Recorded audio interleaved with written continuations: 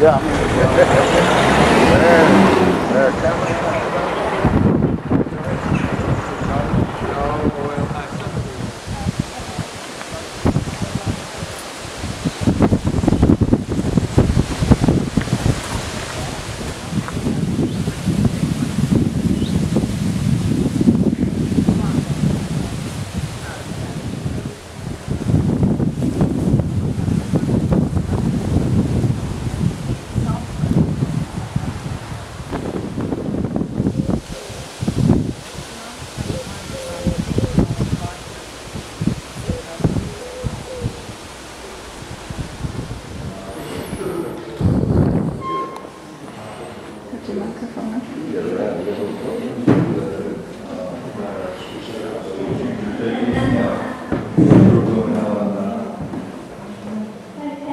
Welcome everybody to St Mary's Winterborne Whitechurch. This church is believed to have existed in Saxon times, but as you probably know, the Saxons mostly built in wood, so there isn't much evidence of it. And the oldest bit of this church is the base of the tower, which is believed to be 12th century. The chancel, which is the bit right at the far end, is 13th century. And the glass in the windows is thought to be 15th century, so really, really ancient stuff. The tower is above the main altar that you can see there, and that's a little bit later, and I think that's because the original tower fell down sometime in the 13th century, and they had to rebuild it. It's quite a craft to build out of flint and stone, and as you see from outside, this church is very largely constructed out of flint. A very hard material, one that's quite hard to work with because you can't shape it into nice brick shapes. If you wanted to come up into the chancel and have a look, there are some very, very ancient windows.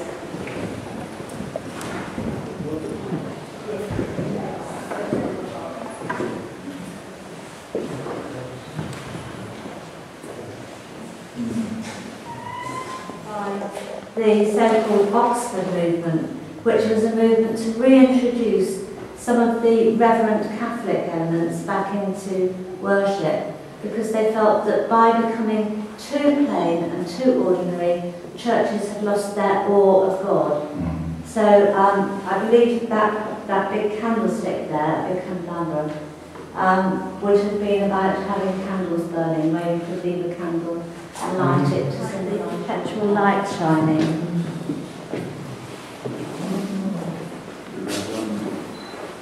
That one there. And up there. I did query it. I did say, we are an Anglican church, why do we have the perpetual light? Because it's supposed to symbolise the perpetual presence of Christ in the sacrament. And the sacrament would have been reserved in that little built-in tabernacle on the wall there.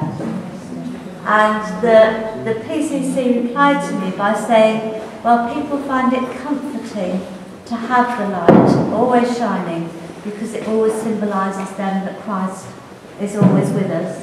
That light there is the perpetual light? That's the perpetual light. Yeah. That shines always. That's a light. Yes, it is. So lepers were allowed, I would say, to look through the squint. But the evidence actually is that this chapel is nearly as early as the rest of the chancel. And so probably the people who disagree with me are right. And they say that precisely because the communion was a watched spectacle, and there would be people sat there and people sat there, the squint was to allow the priest here to make sure that he was performing all the actions of the consecration at the same time as the priest at the high altar. Okay. And it's only in the 20th century that our communion table was moved into the crossing area there, and communion was celebrated down among the people. Yes, yes. Well, I noticed on the back side, it's very faint. Is that possibly some of the original? Yes, yes. So that's what they were trying to match. Yes. Colour-wise, not in as good idea. And people have now got attached to it. You know, if we tried to remove it now, it would be a terrible desecration. But if we dared suggest doing any new stuff, well, we would have the Diocesan Advisory Committee on our backs and trace and shakes. Also in our the reading that I gave to everyone here, it's mentioned that the grandfather of John Wesley was the vicar of this church for a short period of time. He was, and it's interesting because the restoration was what caused his removal.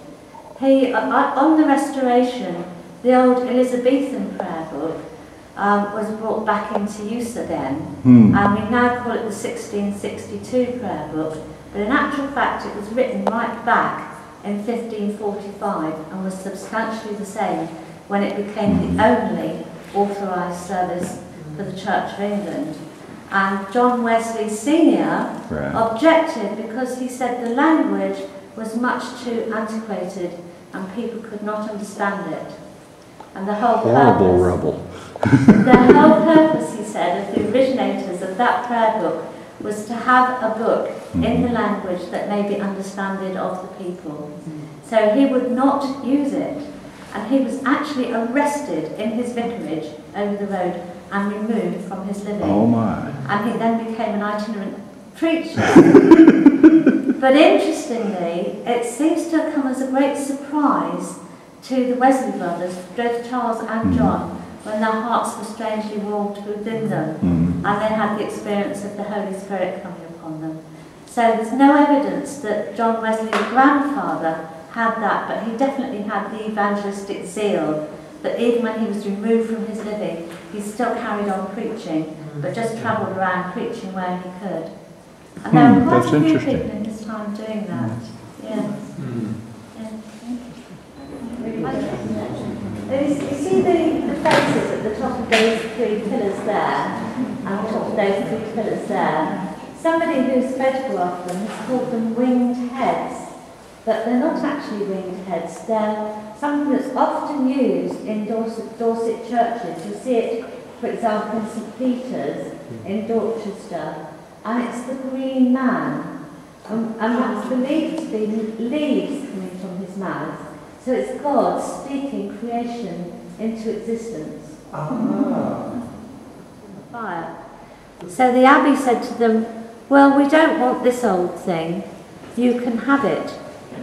So they brought it in, grateful to have a pulpit, and it lay around for a bit, quite a bit. And then the vicar happened to notice that some of this pitch had got knocked off, and underneath was some very decorative carving, as you can see. I don't know that he saw the colours quite as you see them today, but he did realise that it was something very special, and he had it sent to London to be restored as near as they could to its original glory. And what they eventually found out was that the monks, was it?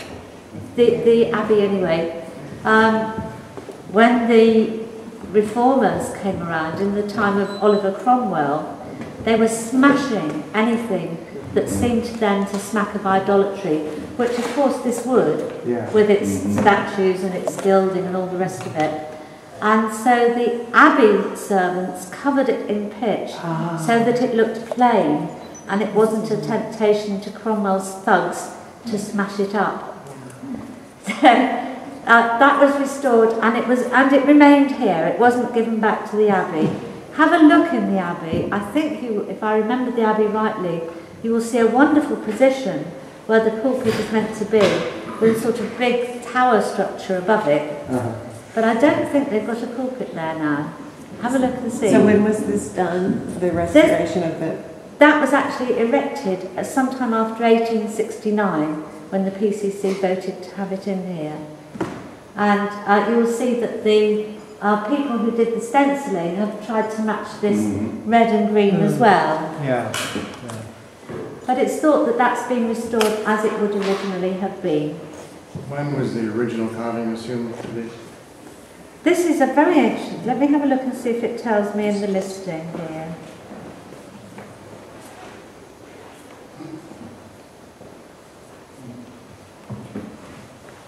It's a 15th century pulpit. They're 14 something. Quite some amazing work, really. Yeah.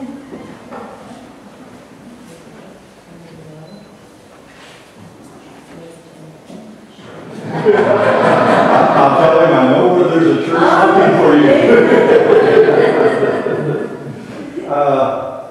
Okay, the records for the Wesleyan Church. The cover is actually a later date than the stone. And depending who's actually doing the baptism, we don't always do it here, but some of us really like to use this ancient font because of course it has a family history for a lot of our local people going back generations. You know what the carvings? That's IHS, and there's a difference between the rector and myself. He thinks it's the first 3 letters of Jesus in Greek. In hoc signum. That was Constantine. In this sign you conquer. Right, yes. And that was what, So we disagree on that. I have looked at the Greek and it does look like a IHS. The Greek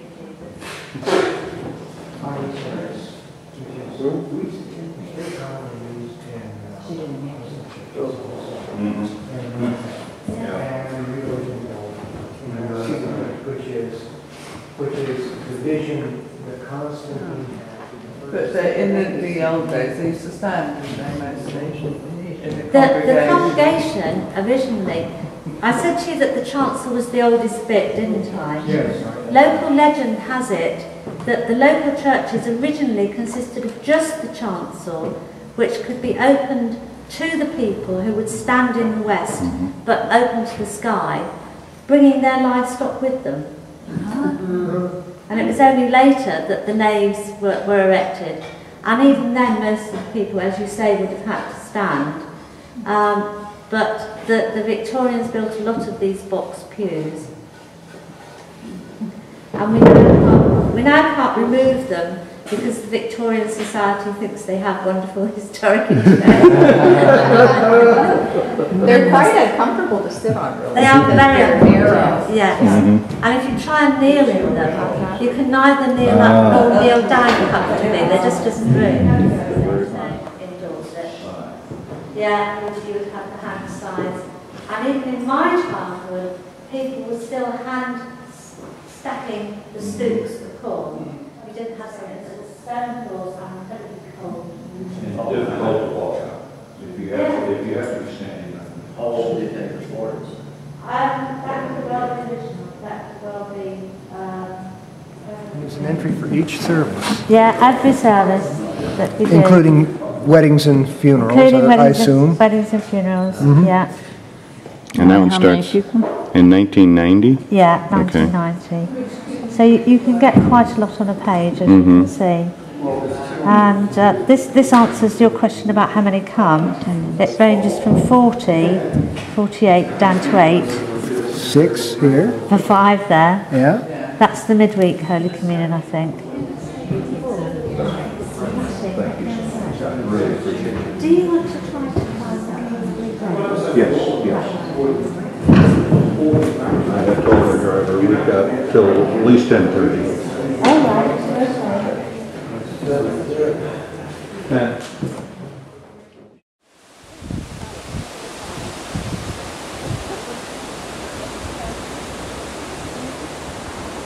Yeah, there's one. So we just want the next row. Just that down there. Oh, okay. All we ever found was Wookiees, which is a common name now in some places. Oh, wait, there's bad that. man. Loads of bad men, and then eventually one of the people there's Baker. marry a bad man. It's James. Okay, so. Now, where's Kingsbury? And they seem to have had lots and lots of children, and although there is evidence of people dying in their 40s, I'm amazed at these women